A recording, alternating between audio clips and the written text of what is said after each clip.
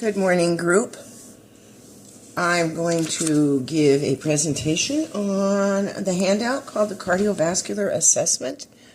It is a very, very good handout, and it's kind of one of those down and dirty cardiovascular assessments where if you get good at it, you can evaluate someone in just a few minutes. Some of these concepts you've already had, so this is going to be a review. Let's turn the page.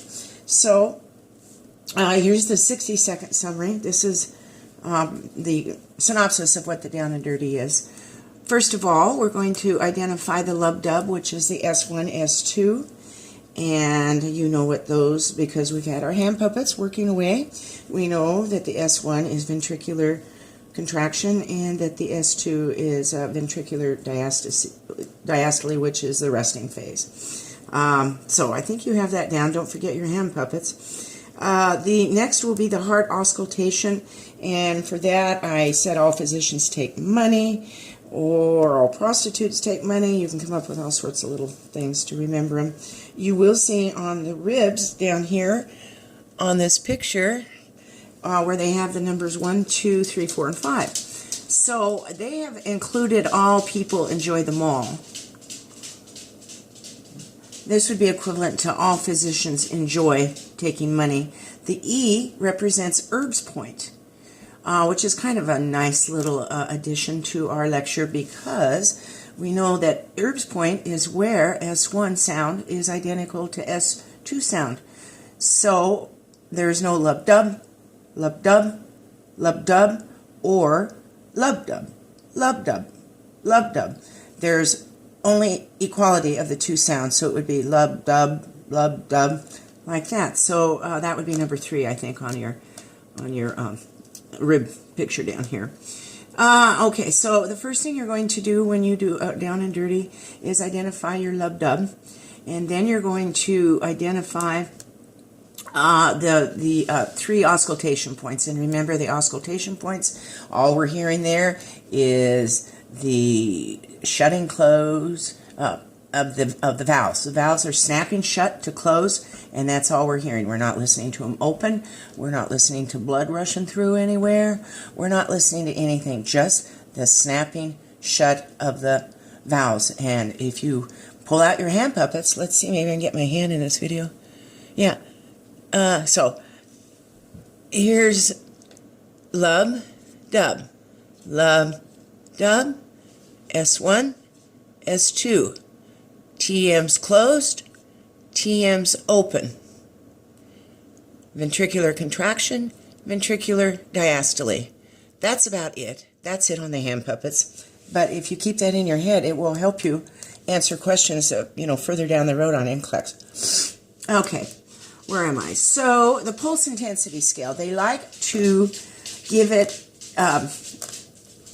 0 to 4. So 0 would be an absent pulse, and 4 would be a bounding pulse. And sometimes you don't want a big bounding pulse. You can be, believe it or not, in high output cardiac failure and have this huge bounding pulse, but it's not a good sign.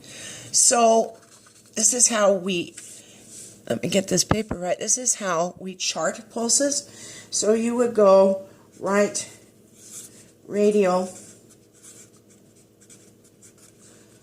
2 over 4. So 4 is the best you can get. It's the most bounding.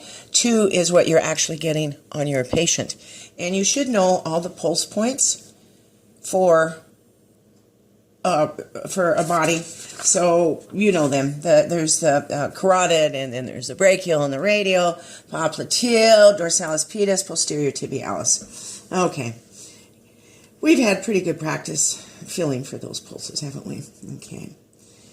And then the second thing is inspection of extremities. I, however, taught you, I think I have taught most of you, I've tried to catch you in my clinicals and in my classes, the inspection of any limb, especially distal to an injury or any problem. So most nurses chart CMS, which is color, motion, sensitivity, And I thought this was not good enough. And so there is a better way to do a very good exam on a limb. And that is to think of your evaluation as neurovascular checks. I apologize if a lot of this is repeat here for you, but gee, you always need repeating on some of these good ideas. Anyway, neurovascular checks. So vascular is divided into two components. One will be the arterial side that you're going to be evaluating, and the other will be the venous side. And I separate them out because they're separate. Remember, they're separate organ systems. They don't have really much to do with each other. If you have problems in the arterial, you may not have problems on the venous side, and vice versa. If you have problems on the venous side, you may not have problems on the arterial side. And to demonstrate this, we send people to completely different doctors when we say that they have an arterial problem or a venous problem. They're just their own fields or their own specialty. Anyway, for the arterial, as you recall, it's color, warmth, I guess, capillary filling. What else did we talk about? Color, warmth, pulses.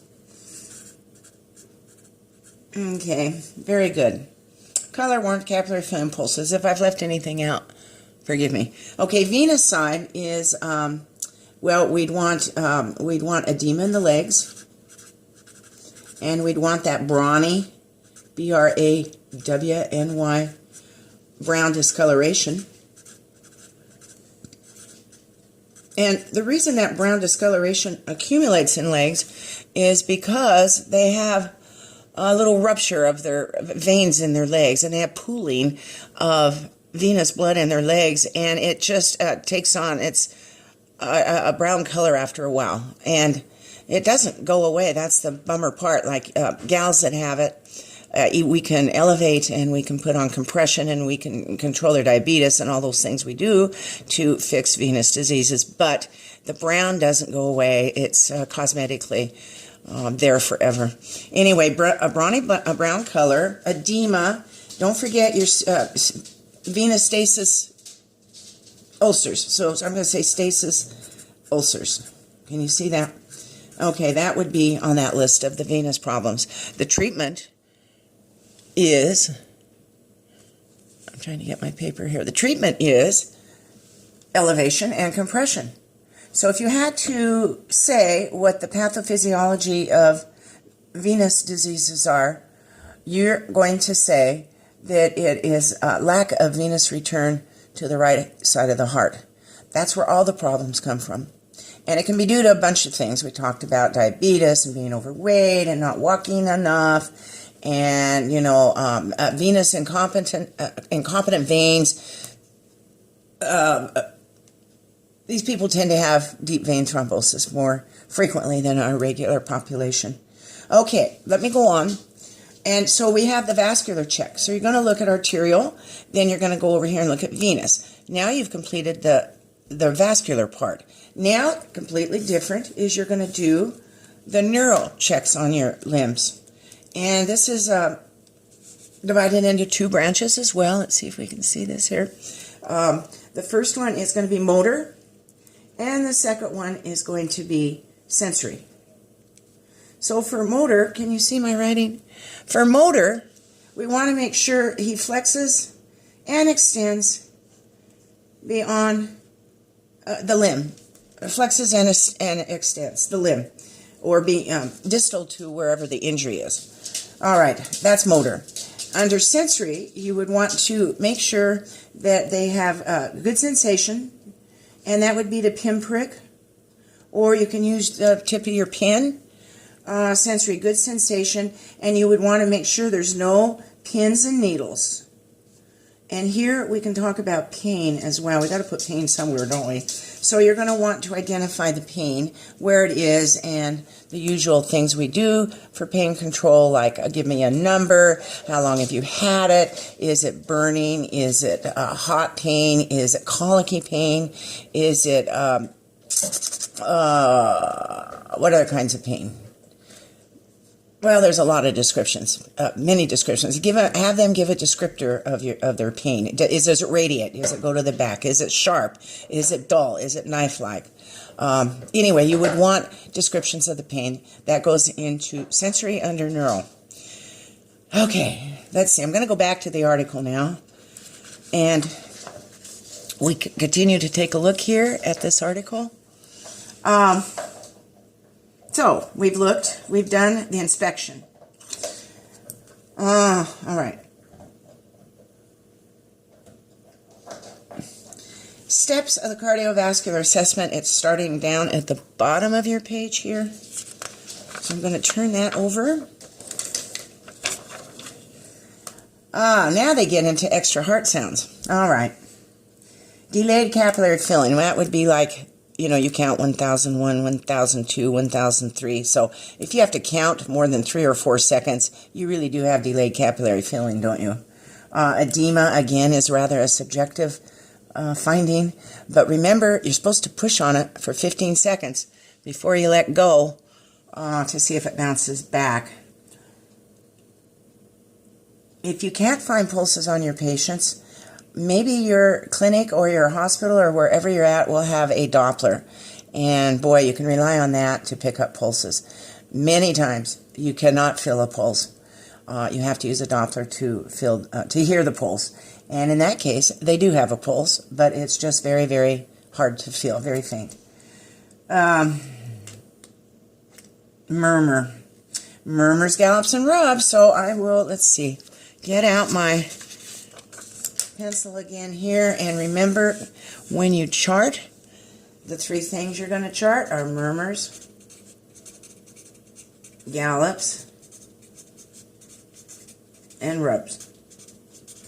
Murmurs, again, for review, would be lub-sh-dub. So it's a swish.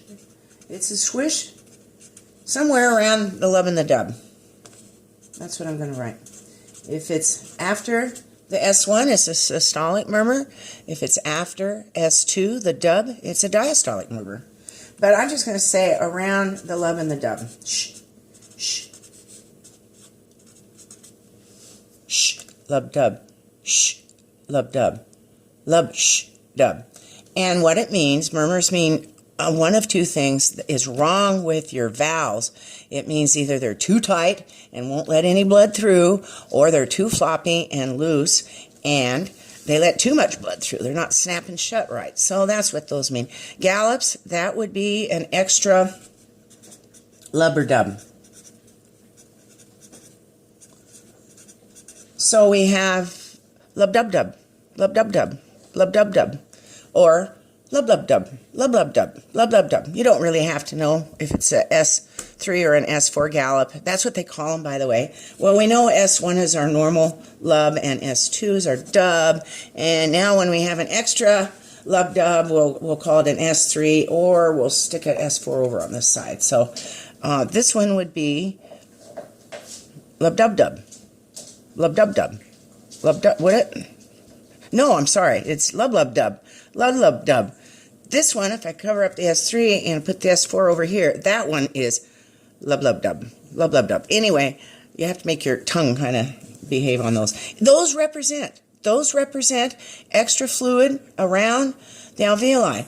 So when asked what the pathophysiology is for gallops, you're going to say probable pulmonary edema. It represents extra interstitial fluid around the alveoli. Rubs, I don't think you'll forget rubs. We watched that tape last week on pericardial friction rubs. And I showed it so that you would never, ever forget. Pericardial friction rubs. Well, it is a little different than tamponade, but you do get rubs. But pericardial friction rubs are where the sac around the heart. Remember looking at the sac in that movie and how thick it was? It's shocking how thick that sac is around the heart. But if that gets inflamed with bacteria or any inflammatory process, any infection, then it starts to rub. And you hear it both on S1 and S2. In fact, you hear it through the entire cardiac cycle. If you can't figure out if that's a a pleural friction rub or a pericardial friction rub, have them stop breathing. And then when the heart is just beating and nothing else is happening, if you hear it, then you can guess it's probably a pericardial friction rub. The tape we did watch last week was a pericardial tamponade. Let's see, I guess I'll write that down here. Pericardial tamponade. And you saw how much of an emergency that is.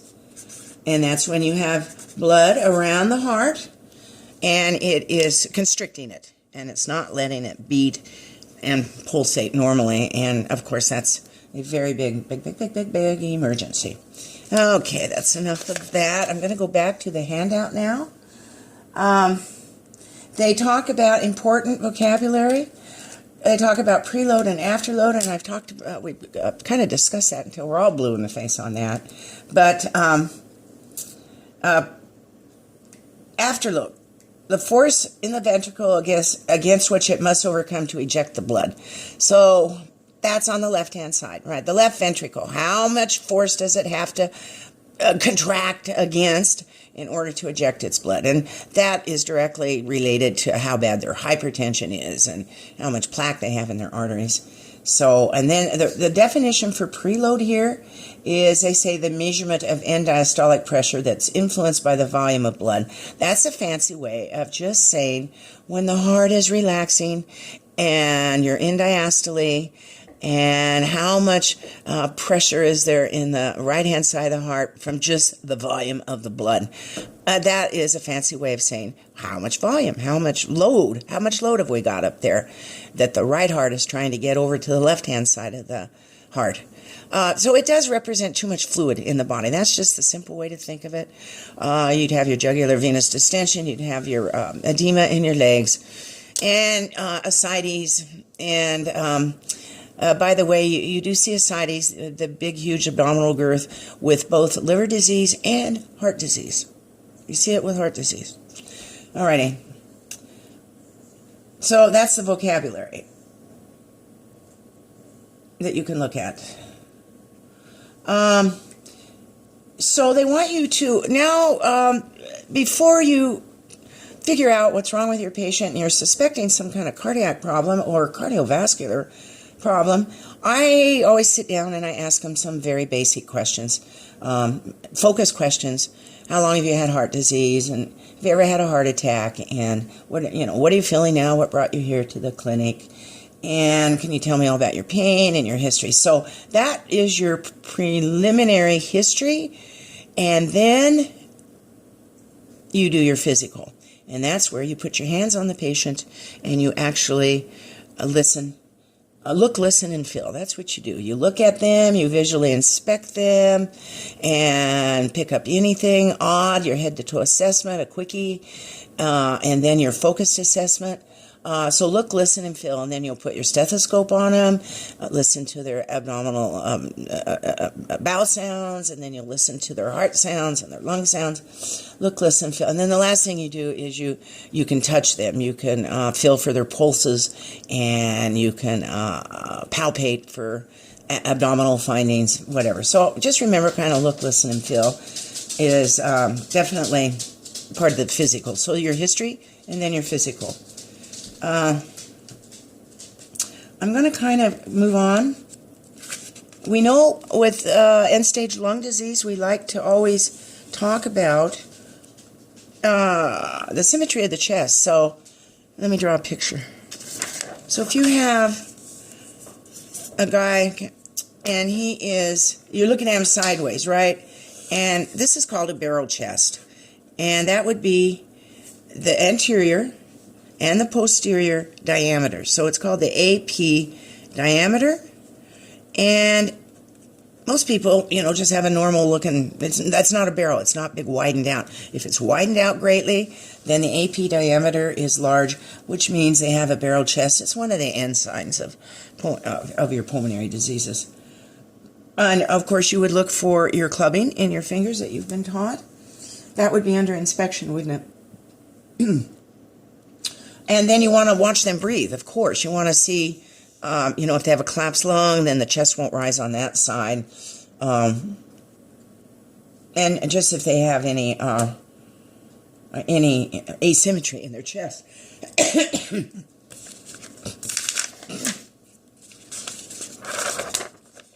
Okay.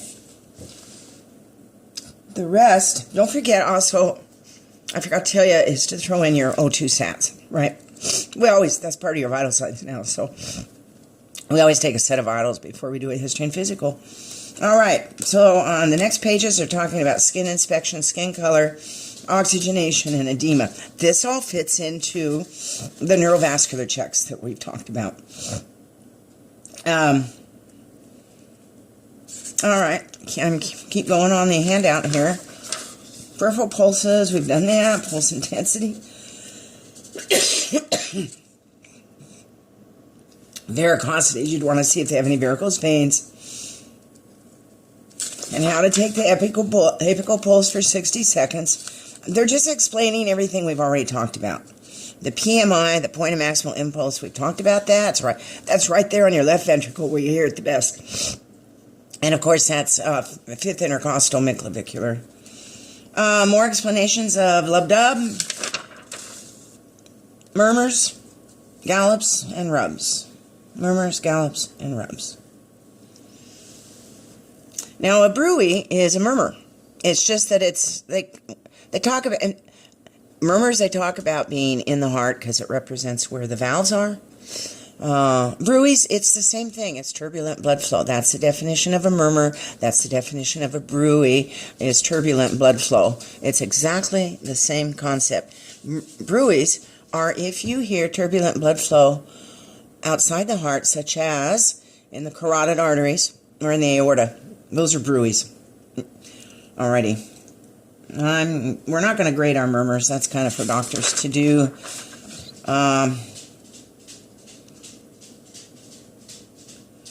They do go into a deep vein thrombosis. You should be able to know the signs of a deep vein thrombosis. The signs will be, and I have it written on the paper here for you, increased girth in the leg.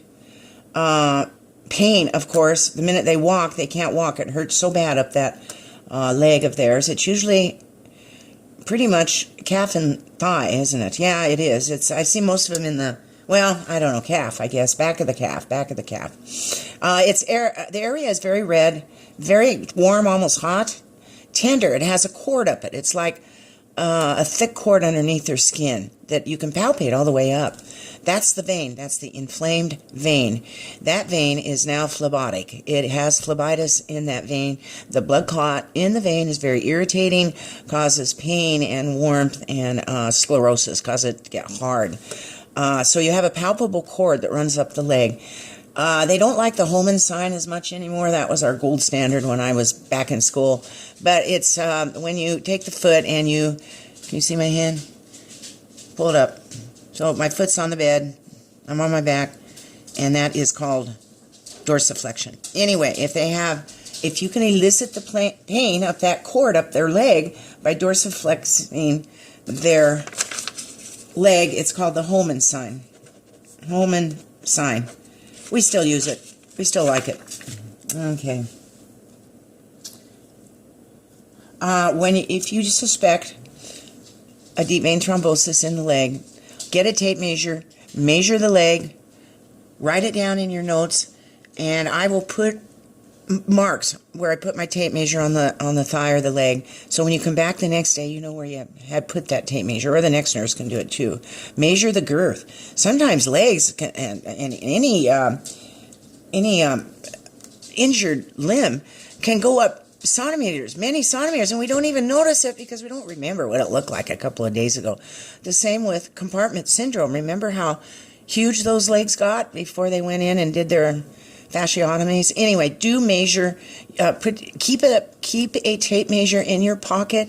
It will be your best friend. That and your scissors, I guess. All right, do a lot of measuring.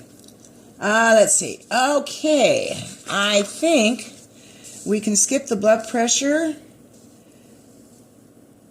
When you talk about the pulse, there's a lot of words we like to use with the pulse, and we can say it's regular, it's strong, it's weak, it's thready, it's full, it's bounding, and those are all words that talk about the rate the rhythm, the intensity, and the character of it. So I wrote down a few words here that may help you to chart better. Okay, looking on now, bradycardia, rhythm. So the last thing here, and I think most of my labs did this, but it's a little exercise called the ABI. I love this exercise because this is the first test when a patient goes to the vascular surgeon's office because they have claudication, they have arterial compromise in their leg, and they can't walk very far anymore without terrible pain. This is the first test the vascular surgeon does. They do it so frequently now, they've hired nurses just to do this test when they come into their office. It's called the ABI, and some of you, we did this in lab the other day. It stands for the ankle brachial index. And let's see, do I have, oh, here it is. So here's my paper on it, and I've got it fully talked about here. So how's it calculated? You take the blood pressure in the ankle, you use the dorsalis pedis, right there underneath the medial malleolus, you know, that's where it is. And you put your blood pressure cuff down there and your stethoscope right there in that little groove by the medial malleolus, and then you take a blood pressure. And we're only looking at systolic. Forget the diastolic. So you want a reading there. And then you take a blood pressure in your arm, and that's called the brachial. So that's where the ABI, ankle brachial.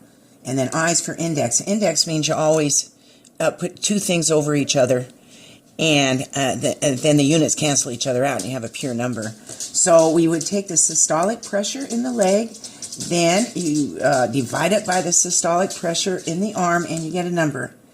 If it is less than 0.5, you got to go to the surgeon right now, ASAP. You're probably going to have surgery pretty darn quickly. It represents the obstructive amount of disease on that side with the lower pressure. Anyway, Pat is good at doing ABIs and will help all you to refigure those if you have time. Very, very important test.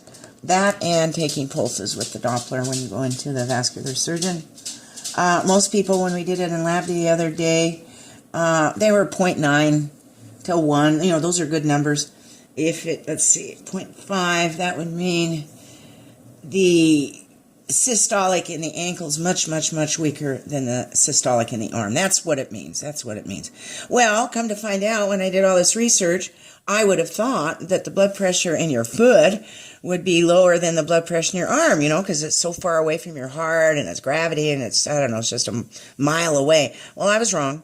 The blood pressure in a leg normally is 20 points higher than the blood pressure in your arm. That's the normal thing. So if that's why we do this. So that was new to me, and I figured out then that you really do want an ABI around 0.9 to 1. And that shows you have good arterial flow to your extremities, your feet. Okay, I really think, have I missed anything? The last page is head-to-toe cardiac clues. And this is kind of nice to look at, and it's just a very quick thing.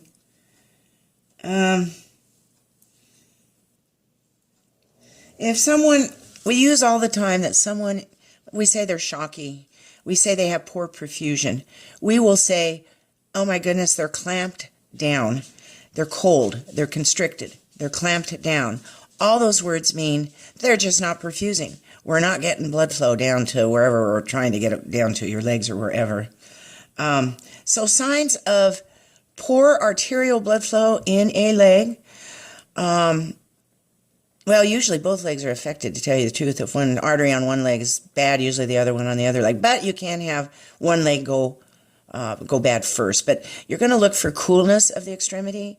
Obviously, paleness. In fact, it can look like marble, white marble. It just doesn't have any perfusion. And they often have no hair on them.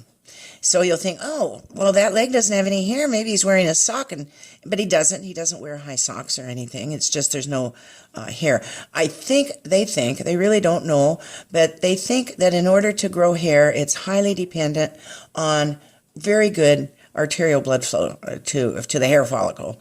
So anyway, especially on the toes, they will not have any hair on their toes. So you may want to get out a magnifying glass and look for those little hairs. Shiny. Their calves are shiny. Pretibial. So when I say pretibial, here's what I mean. Let's see. Let me get a piece of paper. Here's the word. Pretibial means the front part of the leg.